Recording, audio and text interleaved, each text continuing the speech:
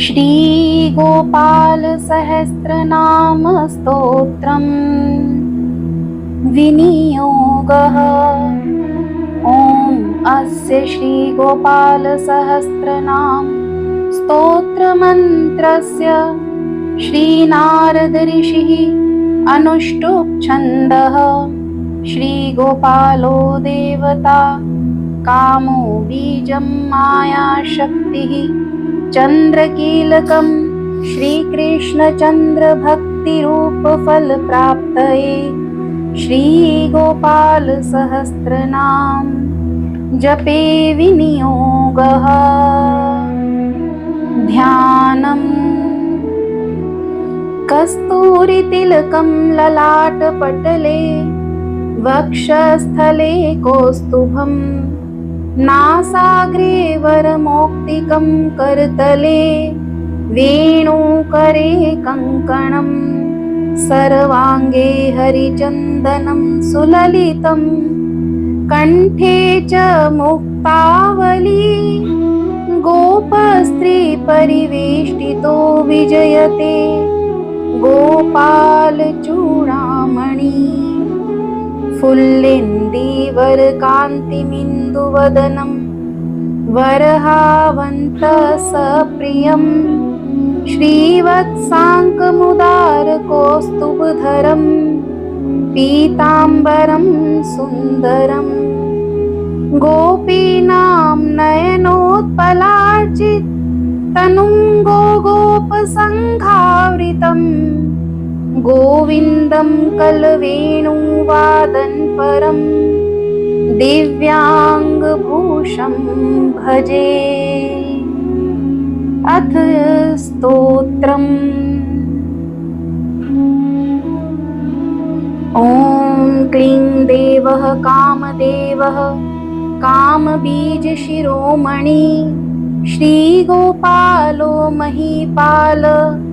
सर्ववेदाङ्गपारगः धरणीपालको धन्य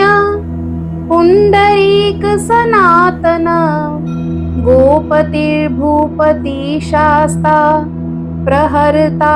विश्वतोमुखः आदिकर्ता महाकर्ता महाकाल प्रतापवान् जगज्जीवो जगद्धाता जगद्भर्ता जगद्वसु मत्स्यो भीमः कुहू भर्ता हर्ता वराहमूर्तिमान् नारायणो ऋषिकेशो गोविन्दो गरुडध्वज गोकुलेन्द्रो महाचन्द्र शर्वरी प्रियकारकः कमलामुखलोलाक्षः पुण्डरीकशुभावः दुर्वासा कपिलो भौमः सिन्धुसागरसङ्गम गोविन्दो गोपतिगोत्र कालिन्दी प्रेमपूरकः गोपस्वामी गोकुलेन्द्रो गोवर्धनवरप्रद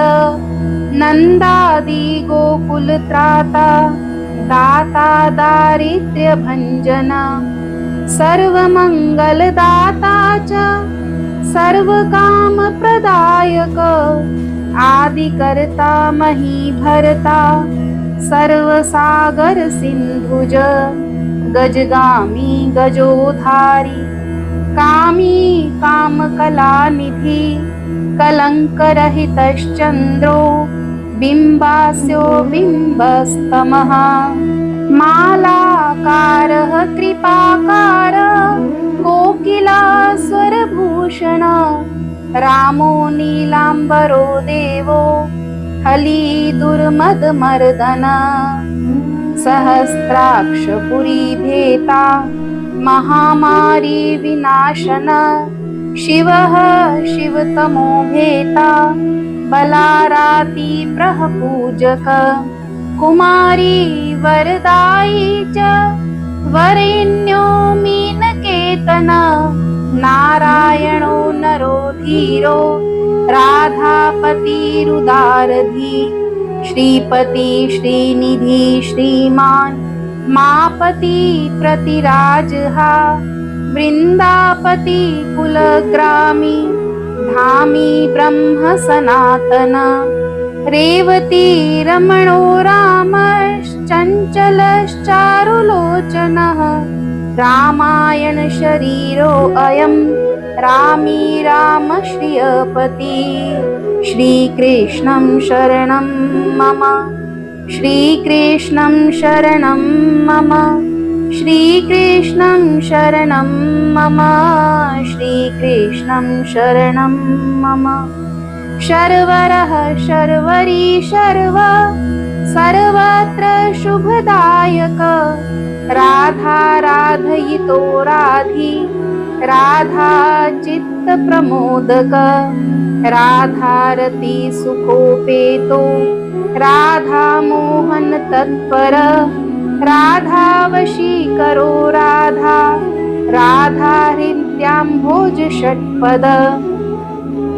राधा लिंगन सम्मोहो राधा नर्तन कौतुक राधा संजात संप्रीति राधा काम फलप्रद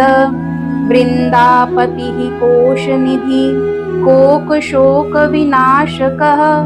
चंद्रापतिश्चंद्रपतिश्चंडको दंड भंजन रामो दाशरथी रामो भृगुवंश समुद्भव आत्मा रामो जित क्रोधो मोहो मोहांध भंजन वृषभानुर्भवो भाव काश्यापि करुणानिधि कोलाहलो हलिहाली हेली हलधर प्रिय श्रीकृष्णं शरणं मम श्रीकृष्णं शरणं मम श्रीकृष्णं शरणं मम श्रीकृष्णं शरणं मम राधा मुखाम्बज मार्तण्डो भास्करो रविजो विधु विधिर्विधाता वरुणो वारुणो वारुणी प्रिय रोहिणी हृदयानन्दी वसुदेवात्मजो बली नीलाम्बरो रोहिण्यो जरासन्धवदो मलः नागो नवाम्भो विरुदो वीरहावरदो बली गोपथो विजयी विद्वान् शिपिविष्ट सनातनः परशुराम वचो ग्राही वरग्राही श्रीगालहा दम्घोषोपदेष्टा च रथग्राही सुदर्शन वीरपत्नी यशस्त्राता जराव्याधि विघातक द्वारकावास तत्त्वज्ञो हुताशन वरप्रद यमुना वेग संहारी नीलांबरधर प्रभु विभूषरासनो धन्वी गणेशो गणनायक लक्ष्मणो लक्षणो लक्ष्यो रक्षो वंश विनाशन वामनो वामनीभूतो वमनो वमनारुह यशोदानन्दनः कर्ता यमुलार्जन मुक्तिद उलूखली महामानी दाम भद्दाह विषमी भक्तानुकारी भगवान केशवो जलधारक केशिहा मधुहा मोहि वृषासुर विघातक अघासुर विनाशी च पूतना मोक्षदायक कुब्जा विनोदी भगवान कंस मृत्युर्महामखी श्रीकृष्णं शरणं मम श्रीकृष्णं शरणं मम श्रीकृष्णं शरणं मम श्रीकृष्णं शरणं मम अश्वमेधो वाजपेयो गोमेधो नरमेधवान् कंदर्प कोटि लावण्यश्चंद्रकोटि सुशीतल रवि कोटि प्रतीकाशो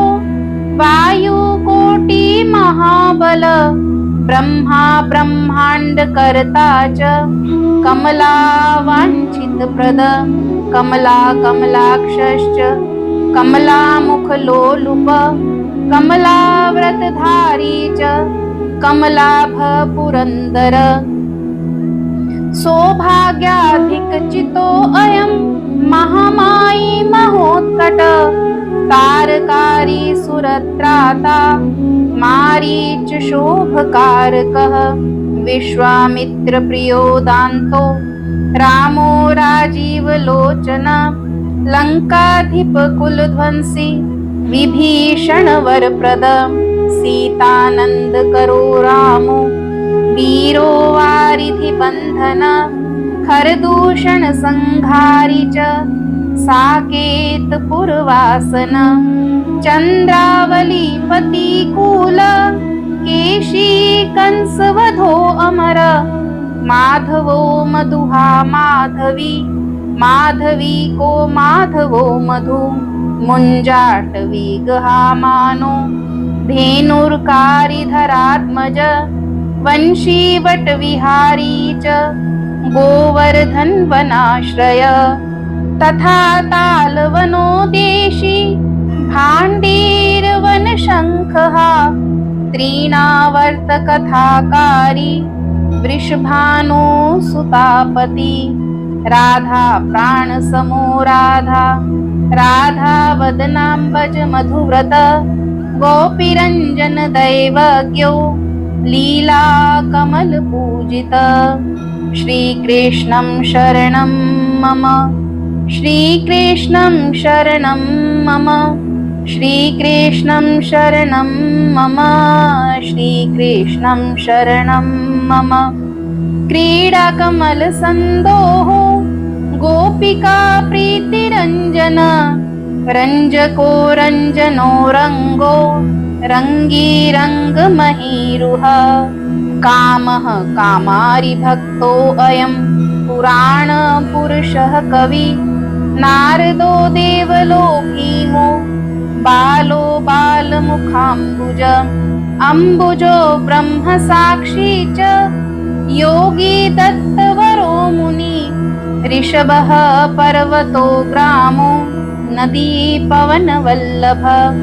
पद्मनाभ सुरज्येष्ठो ब्रह्मा रुद्रो अहिभूषित गणानां त्राणकर्ता च गणेशो ग्रहिलो ग्रही गणाश्रयो गणाध्यक्ष क्रोडीकृत जगत्त्रय यादवेन्द्रो द्वारकेन्द्रो मथुरा वल्लभोधुरी भ्रमर कुन्तली कुन्ती सुतरक्षी महामखी यमुना वरदाता च काश्यपस्य वरप्रद शङ्खचूडवदोद्यामो गोपीरक्षण तत्पर पाञ्चजन्ये करो रामो त्रिरामी वनजो जय फाल्गुन सखो विराधवधकारक रुक्मणी प्राणनाथश्च सत्यभामा प्रियङ्कर कल्पवृक्षो महावृक्षो दानवृक्षो महाफल अंकुशो भूसुरो भामो भ्रामको हरि सरलः शाश्वतो वीरो यदुवंशी शिवात्मक प्रद्युम्नो बलकर्ता च प्रहर्ता दैत्यः प्रभु श्रीकृष्णं शरणं मम श्रीकृष्णं शरणं मम श्रीकृष्णं शरणं मम श्रीकृष्णं शरणं मम महाधनो महावीरो वनमाला विभूषण तुलसीदाम शोभाट्यो जालन्धर विनाशन शूरः सूर्यो मृकण्डश्च भास्करो विश्वपूजित रविस्तमोहावहनिश्च पाडवो वटवानल दैत्यदर्पविनाशी च गरुडो गरुडाग्रज गोपीनाथो महीनाथो वृन्दानाथो वरोधक प्रपञ्ची पञ्चरूपश्च लतागुल्मश्च गोपति गङ्गा च यमुना रूपो गोदावेत्रवती तथा कावेरी नर्मदा तापी गण्डकी सरयुस्तथा राजस्तामत्सतवी सर्वांगी सर्वलोचना सुधामयो अमृतमयो योगिनी वल्लभ शिव बुद्धो बुद्धिमतां श्रेष्ठो विष्णुर्जिष्णु शचीपति वंशी वंशधरो लोको विलोको मोहनाशन रवरावो रवो रावो बालो बालबलाहक शिवो रुद्रो नलो नीलो लाङ्गलीलाङ्गलाश्रयः पारद पावनो हंसो हंसारूढो जगत्पति मोहिनी मोहनो मायी महामायो महामखी वृषो वृषा कपिकाल काली दमनकारक कुब्जा भाग्यप्रदो वीरो रजक क्षयकारक कोमलो वारुणो राजा जलजो जलधारक श्रीकृष्णं शरणं मम श्रीकृष्णं शरणं मम श्रीकृष्णं शरणं मम श्रीकृष्णं शरणं मम हारकः सर्वपापघ्न परमेष्ठी पितामह खड्गधारी कृपाकारी राधारमण सुन्दर द्वादशारण्य संभोगी शेषनागफणालयः कामः श्याम सुख श्रीद श्रीपति श्रीनिधि कृति हरिर्हरो नरो नारो नरोत्तम इषु प्रियः गोपाली चित्हर्ता च कर्ता संसार तारक आदिदेवो महादेवो गौरी गुरुर्नाश्रयः साधुर्माधुर्विधुर्धाता भ्राता क्रूरपरायण प्रोलम्बी च हयग्रीवो वानरारीवनाश्रयः वनं वनी वनाध्यक्षो महावन्द्यो महामुनि स्यमन्तकमणि प्राज्ञो विज्ञो विघ्नविघातकः गोवर्धनो वर्धनीयो वर्धनी वर्धनप्रिय वर्धन्यो वर्धनो वर्धि वार्धिन्य सुमुखप्रिय वर्धितो वृद्धको वृद्धो वृन्दारक जनप्रिय गोपालरमणी भरता सांब कुष्ठ विनाशन रुक्मणी हरण प्रेम प्रेमी चंद्रावलीपतिः श्रीकर्ता विश्वभर्ता च नरो नारायणो बली गणो गणपतिश्चैव दत्तात्रेयो महामुनि व्यासो नारायणो दिव्यो भव्यो भावुकधारक स्वः श्रेयसं शिवं भद्रं भावुकं भविकं शुभं शुभात्मकः शुभशास्ता प्रशास्ता मेघनादः ब्रह्मण्यदेवो दीनानाम् उद्धारकरणक्षमः कृष्णकमलपत्राक्ष कृष्णकमललोचन कृष्णकामी सदा कृष्णः समस्तप्रियकारक श्रीकृष्णं शरणं मम श्रीकृष्णं शरणं मम श्रीकृष्णं शरणं मम श्रीकृष्णं शरणं मम नन्दो नन्दी महानन्दी मादी मात्मक किली मिली हिली गिली गोली गोलो गोलालयो गुली गुगुली मारकी शाखी वटः पिप्लकः कृति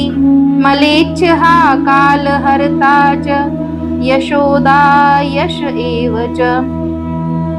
अच्युतः केशवो विष्णुर्हरिसत्यो जनार्दन हंसो नारायणो नीलो भक्तिपरायण जानकी वल्लभो रामो विरामो विघ्ननाशन सहस्रांशुर्महाभानुर्वीरबाहुर्महोदधि समुद्रो अब्धिकूपार पारावार सरित्पति गोकुलानन्दकारी च प्रतिज्ञा परिपालक सदा राम कृपारामो महारामो धनुर्धर पर्वतः पर्वताकारो गयो गेयो द्विजप्रिय कम्बलाश्वतरो रामो रामायण प्रवर्तकः द्योर्दिवो दिवसो दिव्यो भव्यो भावी भयापः पार्वती भाग्य सहितो भ्राता लक्ष्मी विलासवान् विलासी साहसी सर्वी गर्वित लोचन श्रीकृष्णं शरणं मम श्रीकृष्णं शरणं मम श्रीकृष्णं शरणं मम श्रीकृष्णं शरणं मम मुरारिर्लोकधर्मज्ञो जीवनो जीवनान्तक यमो यमादिर्यमनो यामी याम विधायक वंसुली पांसु पाण्डुरर्जुन वल्लभ ललिता चन्द्रिका माली माल्याम्बुजाश्रय अम्बुजाक्षो महायक्षो दक्षशि चिन्तामणि प्रभु मणिर्दीन्मणिश्चैव केदारो बदरीश्रयः बदरीवनसम्प्रीतो व्यासः सत्यवती सुतः अमारारी निहन्ता च सुधा सिन्धुर्विधुदय चन्द्रो रवि शिवः शूली चक्री चैव गदाधर श्रीकर्ता श्रीपतिः श्रीदः श्रीदेवो देवकी सुतः श्रीपति पुण्डरीकाक्षः पद्मनाभो जगत्पति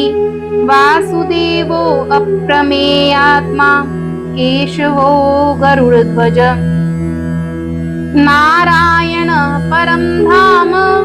देवदेवो महेश्वर चक्रपाणि कलापूर्णो वेदवेद्यो दयानिधि भगवान् सर्वभूतेषु गोपालः सर्वपालक अनन्तो निर्गुणो अनन्तो निर्विकल्पो निरञ्जन निराधारो निराकारो निराभासो निराश्रयः पुरुषः प्रणवातीतो मुकुन्दः परमेश्वर क्षणावनि सार्वभौमो वैकुण्ठो भक्तवत्सलः विष्णुर्दामोदरः कृष्णो माधवो मथुरापति श्रीकृष्णं शरणं मम श्रीकृष्णं शरणं मम श्रीकृष्णं शरणं मम श्रीकृष्णं शरणं मम देवकी गर्भसम्भूतो यशोदावत्सलो हरि शिवः सङ्कर्षण शम्भुर्भूतनाथो दिवस्पति अव्ययः सर्वधर्मज्ञो निर्मलो निरुपद्रव निर्वाणनायको नित्यो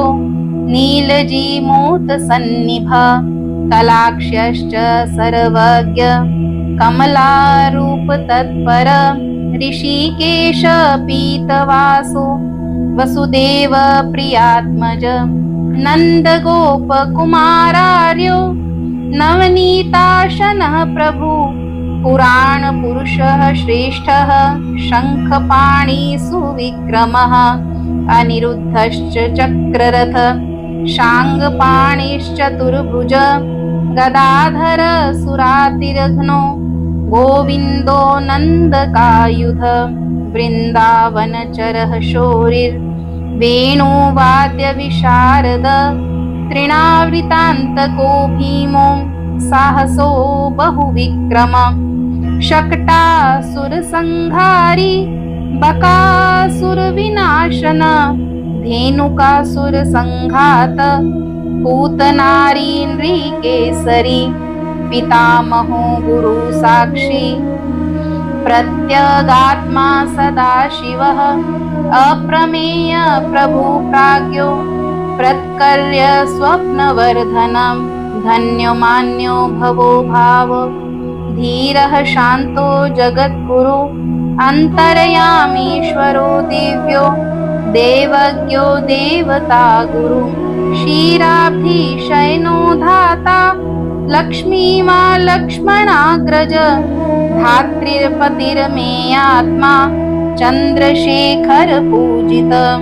श्रीकृष्णं शरणं मम श्रीकृष्णं शरणं मम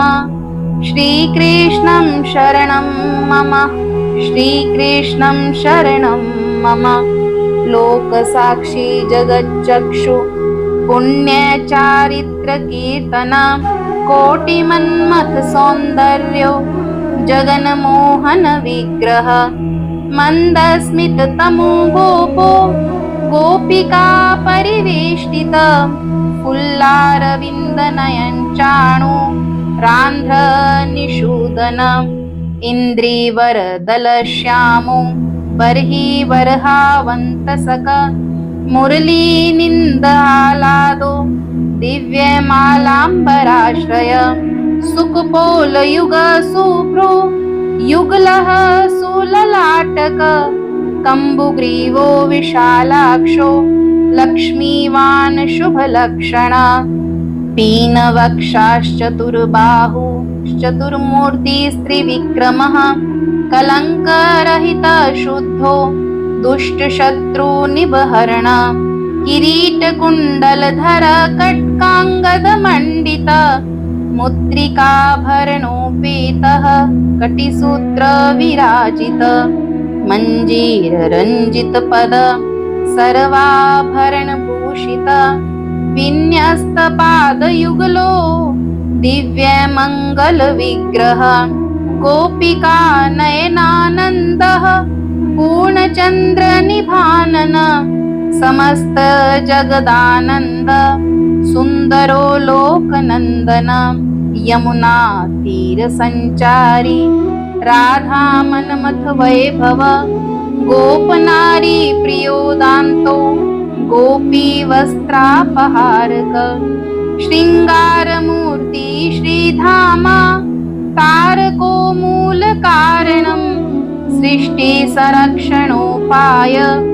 क्रूरासुरविभञ्जनं श्रीकृष्णं शरणं मम श्रीकृष्णं शरणं मम श्रीकृष्णं शरणं मम श्रीकृष्णं शरणं मम नरकासुरसंहारी मुरारी वैरिमर्दन आदित्येय प्रियो दैत्य भीकरश्चेन्दुशेखर जरासन्ध कुलध्वंसी कंसारातिसुविक्रम पुण्यश्लोक कीर्तनीयो यादवेन्द्रो जगनुत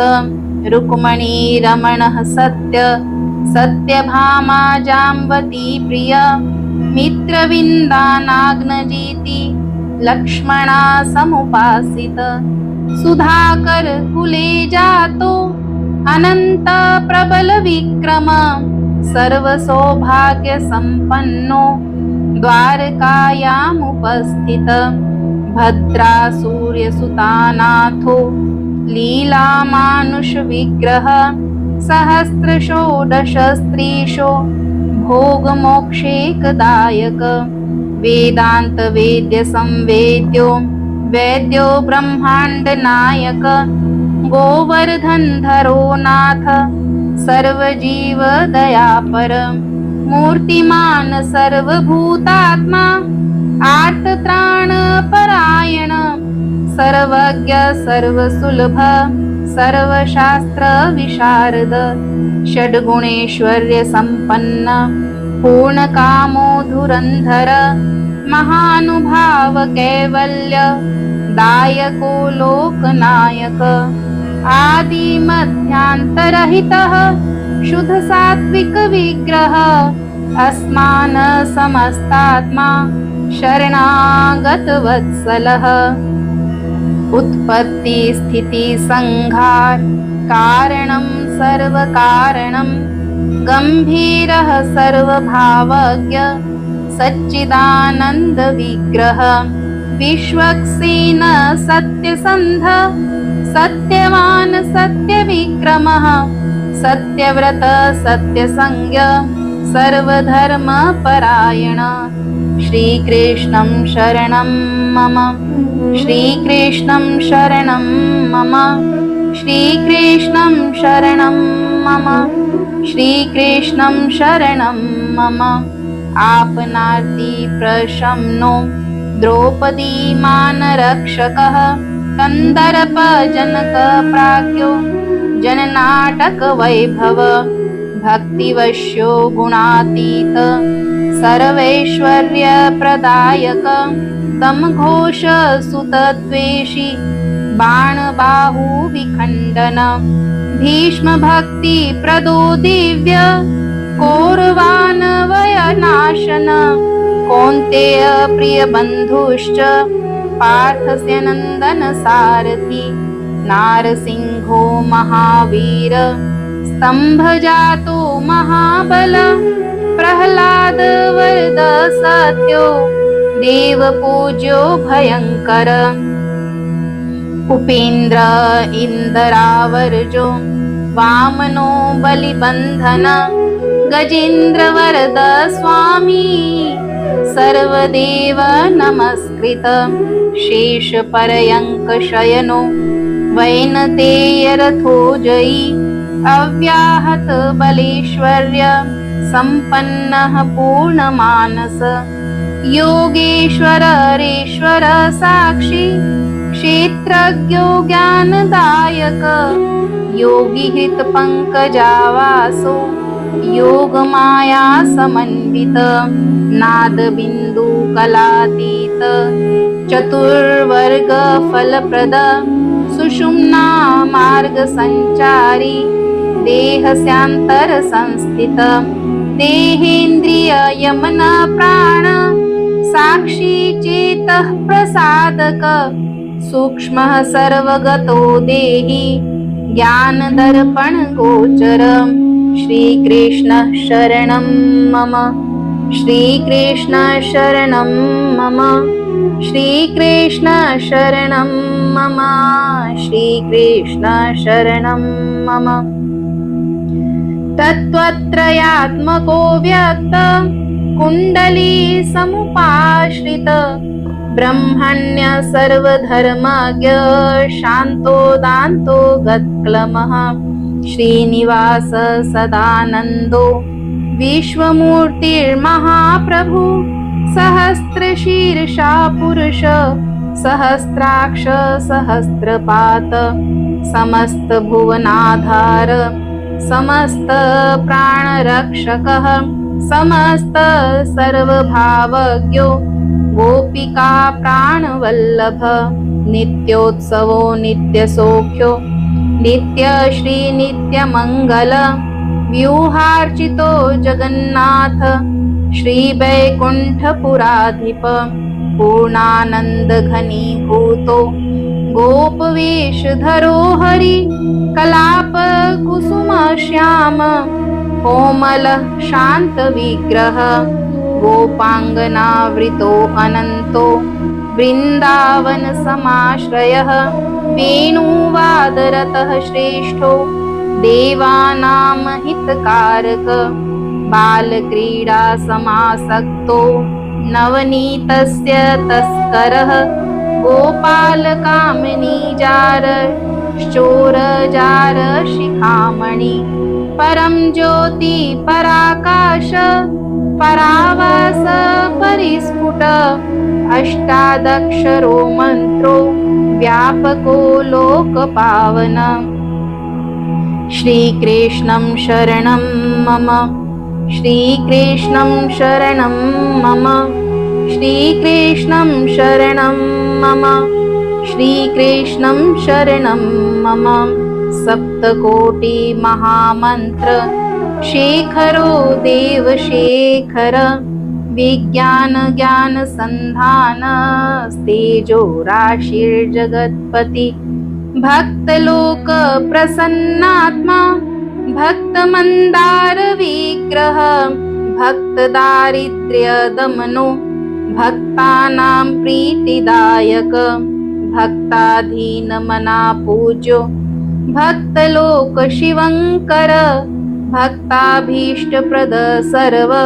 भक्ताघोघनिकृन्तन। अपार करुणा सिन्धुर् भगवान् भक्त तत्परः, अपार करुणा सिन्धुर् भगवान् भक्त तत्परः। श्रीकृष्णं शरणं मम, श्रीकृष्णं शरणं मम। इति श्री सम्मोहन तंत्रे पार्वतीश्वर संवादे श्री गोपाल सहस्रनाम स्तोत्रम् संपूर्णम्।